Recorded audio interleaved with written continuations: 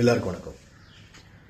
இங்கே ஆண் பெண் திருநங்கை நம்பி இது போன்ற வேறுபாடுகள் எதுவுமே இல்லாமல் எல்லா உறவுகளுக்கும் நடக்கிற ஒரு அசம்பாவிதம் கொடுமை அப்படிங்கிறத வன்புணர்வு.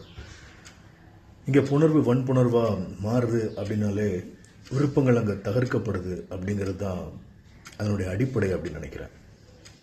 நம்மளை சுற்றி எங்கோ தான் நடக்குது அப்படின்னு நம்ம வேடிக்கை பார்த்துட்டு இல்லை ஏதோ ஒரு இது போன்ற பதிவாக கூட இருக்கலாம், பதிவு போட்டு நம்ம கடந்து போயிட்டோன்னா இதெல்லாம் சரியாக வந்துருமான்னா நிச்சயமாக வராது. இங்கே பாலியல் கல்வி கட்டாயமாக்கப்படணும். பெற்றோர்களுக்கும் குழந்தைகளுக்கும் குட் டச் பேட் டச் அப்படிங்கிற விஷயங்களை உண்மையிலே இங்கே குழந்தைகளுக்கு சொல்லிக் கொடுக்கணுமா இல்லை சுற்றி இருக்க சமூகத்துக்கு சொல்லிக் கொடுக்கணுமா அப்படிங்கிறதே பெரிய கேள்விக்குறியாக இருக்குது. இங்கே நீங்களும் நானும் மனசுக்குள்ள மாற்றங்களை கொண்டு வராத வரைக்கும் எதுவும் மாறுமானா எதுவும் மாறாது. எங்கேயோ தான் நடக்குது அப்படின்னு நம்ம இன்னைக்கு போயிடலாம். யோசிச்சு பாருங்க.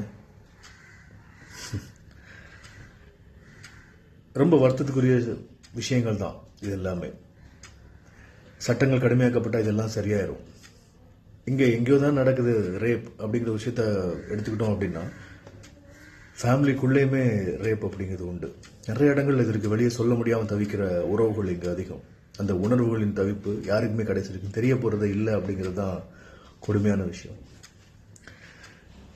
இந்த இடத்துல மாற்றங்கள் வரணும் அப்படின்னா கொஞ்சம் கொஞ்சமா சீர்திருத்தங்களை நாம நம்ம மனசுக்குள்ள கொண்டு வந்தால் மட்டும்தாங்க முடியும். நம்மளை சுற்றி ஒரு பாதுகாப்பான சமூகத்தை நாம உருவாக்குனாதான் அது விரிவடைய விரிவடைய நம்ம சமூகம் நல்லா இருக்கும் அப்படின்னு நான் நினைக்கிறேன். மாற்றங்களை நம்மகிட்ட இருந்தே தொடங்குவோம்.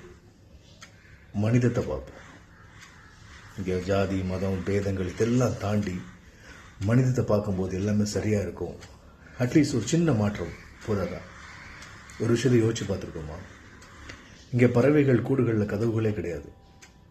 ஆனால் வேற எந்த பறவைகளும் உள்ளே வந்து அந்த குடும்பத்தை தொந்தரவு பண்ணுறது இல்லை தானே? வன்புணர்வு அங்கே இல்லை தானே? இயற்கை அதானே நம்ம கற்றுக் கொடுக்குது.